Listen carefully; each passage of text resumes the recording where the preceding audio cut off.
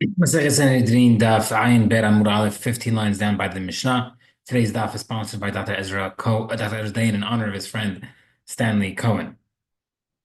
Hababba Mahtered Nidon Hashem Sofo. The guy who enters a house by tunneling through a tunnel in order to rob him, he's judged on his end. We'll explain what that means. Hayabama Mahtered V'Shavar Zahavit. The guy's entering the house by tunneling through and he accidentally broke something on the way in. Im Yesh Lamim, if he has blood. Hayav is chayav to pay. If he does not have blood, patur is patur. So what's going on? Person is entering the tunnel, as we're going to see, is eligible to be killed by the homeowner. Therefore, since he's eligible to be killed on his by the homeowner, therefore, when we are looking at him, we look at him as a dead man, and therefore, if he breaks anything on that way in, he's patur. Unless he's not going to get killed, which will explain the scenario. So my Amarava, my time at my why the Mishnah is ruling have specifically mentioned tunneling.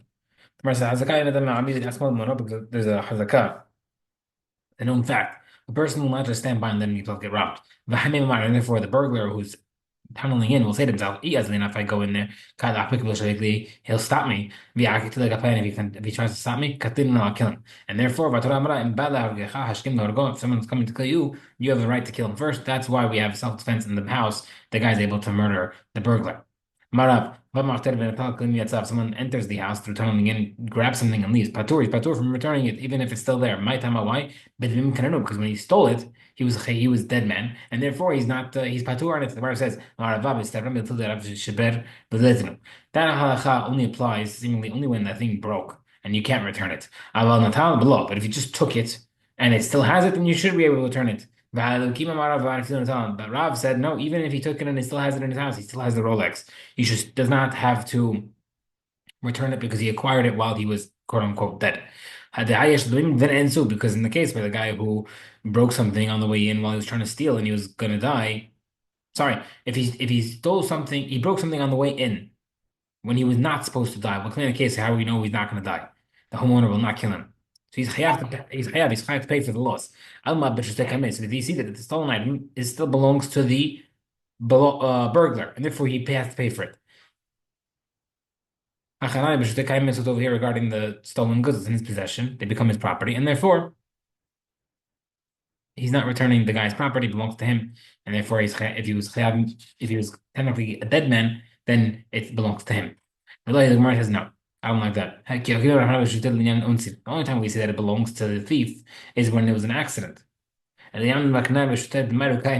he stole the Rolex, it still belongs to the original owner. Something like someone who borrowed some things for an accident, and so too, if you still have it there, he has to return the Rolex. Our Mishnah said it. If he enters in through the tunnel, he broke something. If he has blood, yani you can't kill him. You're chayav. He has chayav to pay for damages. If he's no blood, yani you're able to kill him. Then he's patur for money because he's a dead man. Seemingly, the only reason why you're patur is if he broke it. But if he took it, seemingly he'd have to return it. Proof for Rava against Rav. The Gemara says, "Who hadin bafilin tanami?" No, maybe the same halacha apply even if he stole it. But had the time shiberet tahavit. Why mention the case of breaking? Kamash lan dechiyesh the teacher that in the case where he has blood, and he's not able to get killed. If he broke his chayav. The Gemara says, "Pita mazihu." If he's not able to get killed and he broke something, for sure he'll be chayav. The Gemara says, "No." Even by accident. The Gemara says, "Accident." Then we change to mean that a person is always chayav even if it's by accident. Tanina, we have a Mishnah and Baba Kama. Adam Wadalam person is always considered warned and chayav. Whether it's by mistake or on purpose, but unintentional while sleeping or willingly. So we see that you're always chayav. So why would it make a difference if the guy is broken by accident on the way? And the Gemara says kasha. It's a good question. Okay, someone steals a purse on Shabbat and carries it into public. Hayav is chayav to pay for the stolen purse, even though he's chayav mitah for being mechalel Shabbat. Because once he stole it, he's already chayav. Kodem shiyav Shabbat before he was chayav for Shabbat. Meaning, when a person's chayav mitah in general, if he does two isurim at the same time, whether it's two different mitot or two different avirot, the guy stabs someone, ruins his shirt, and kills him. he's not chayav for the shirt because he committed murder at the same time. We go for the more stringent punishment. So over here as well, when he if seemingly if you were to steal it on Shabbat, you might think he'd be patur from paying it back. But we say no, because he stole it initially and then he carried it out afterward. It was two separate actions. There's no halacha of the stringent penalty only because, and that halacha is called a kim le b'derabamine. So the Gemara says, therefore, so here as well, since he stole it, then walked out, he's chayav in both. The Gemara says, however, hayab migrabi yotzei patur. If he dragged it out of the house and didn't carry it to acquire the purse, and then he picked it up outside in Rishut Rabim, so he was all there on theft and carrying at the same time. Patur is patur from paying back. Because the hayab mita of Shabbat and stealing came at the same time, and you get sekila. So we see over here, however, all that just trying to prove that we see that you are Chayab Mitad, he still has to return something back. That question against Rav. The Gemara says, another case over there is sorry, you don't have to return it. And the proof according to Rava. So the Gemara says, no, the halacha, that case is talking about a case where don't you have to return it is if he lost it, it went into the river, for example. But if it was still there, he'd be a chayav. The Gemara says, Rava, one time a few people someone stole a few rams from Rava's property by someone who tunneled through.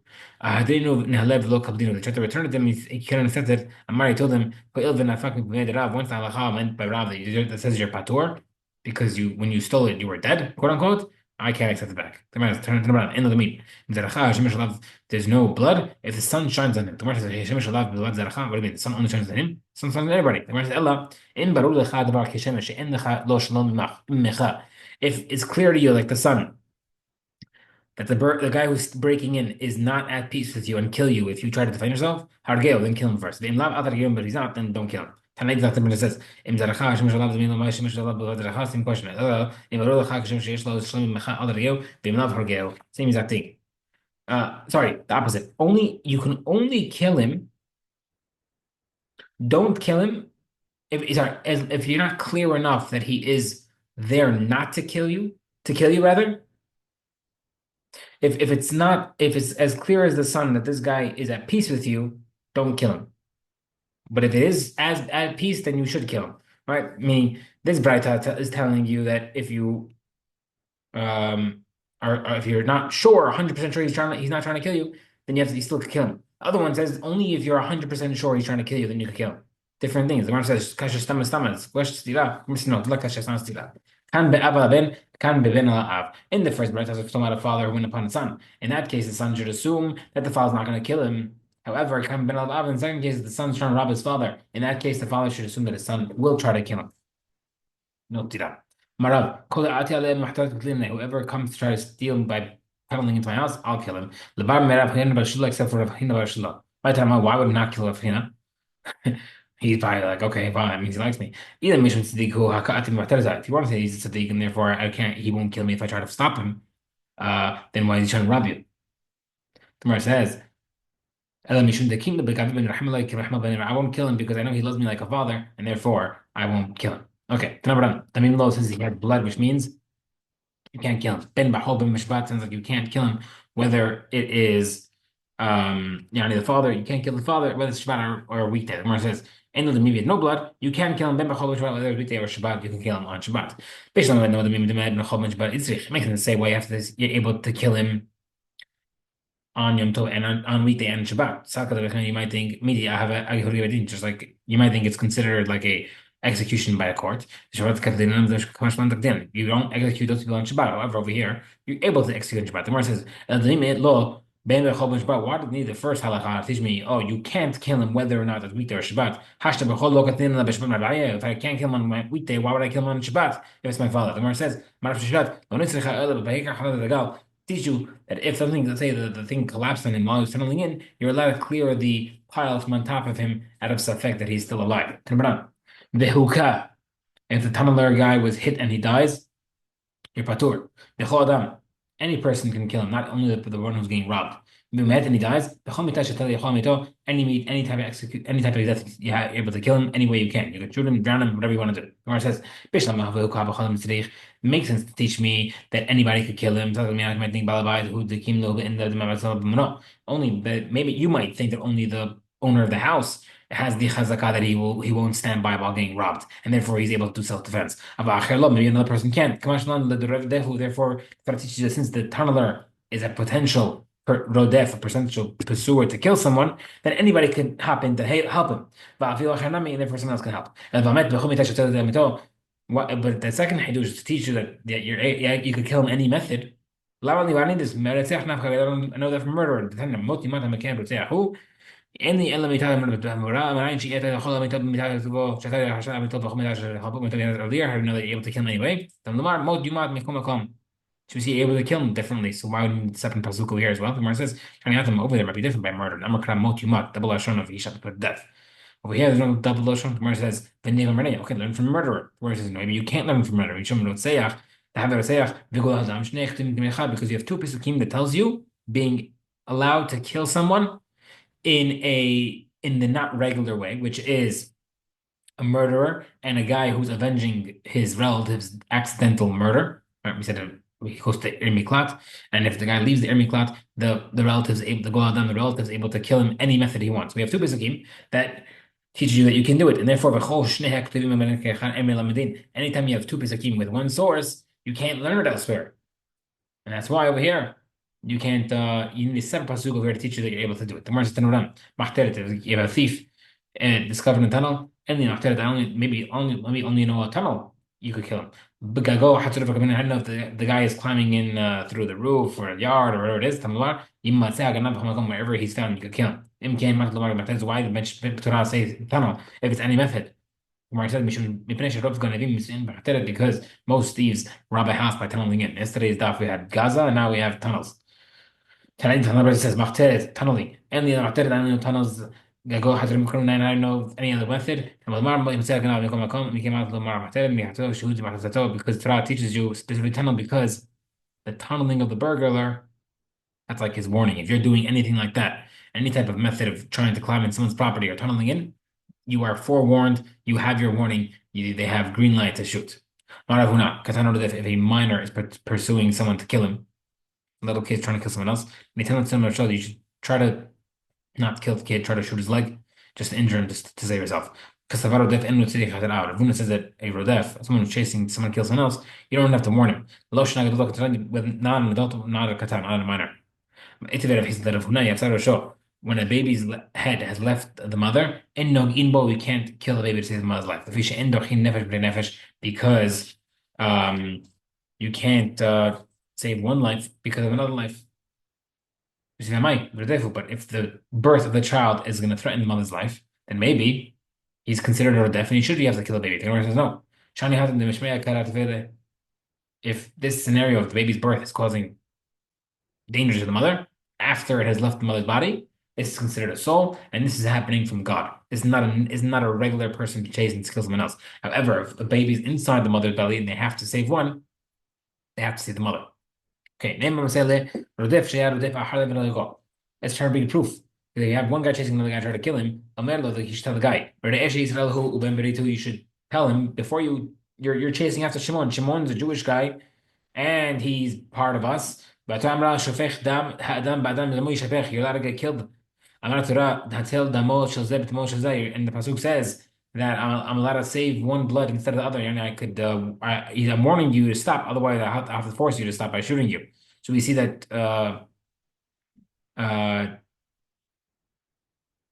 that he's telling this, but the guy doesn't have to acknowledge it. Usually, a warning has to be acknowledged.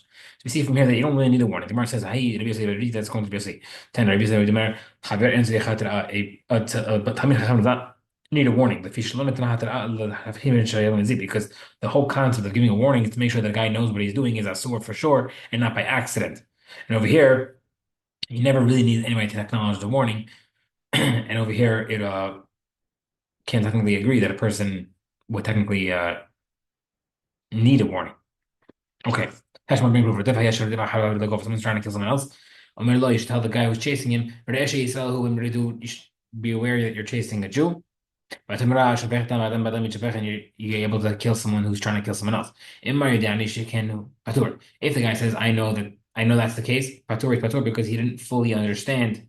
He didn't say that I'm still going to do it anyhow. I mean, not kill any. He says, I'm still trying to try to kill him. Hayav, you're able to kill him. So we see that you do need someone to acknowledge the warning.